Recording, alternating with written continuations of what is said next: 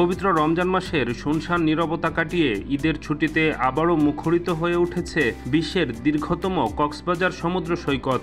দূর দূরান্ত থেকে আসা লাখো পর্যটকে ভরে গেছে এ শহর। এবার ঈদের ছুটির সঙ্গে মিলেছে পহেলা বৈশাখও। সব মিলিয়ে লম্বা ছুটিতে বিপুল সংখ্যক পর্যটকের কক্সবাজার আসার সম্ভাবনা আছে বলে মনে করছে পর্যটন সংশ্লিষ্টরা। ঈদ ও পহেলা বৈশাখের লম্বা ছুটি ঘিরে কক্সবাজারের পর্যটন ব্যবসায়ীরাও ব্যাপক প্রস্তুতি নিয়েছে। নতুন করে সাজানো হয়েছে কক্সবাজারের বিনোদন কেন্দ্রগুলো। জেলা প্রশাসনের এক বীজকর্মী জানান, পুরো রমজানে সমুদ্র সৈকতে বলতে গেলে ফাঁকাই ছিল। ঈদের দিন সকাল থেকে পর্যটকের সমাগম শুরু হয়েছে, তবে অতিরিক্ত গরমের কারণে পর্যটকদের ভোগান্তি একটু বেড়েছে।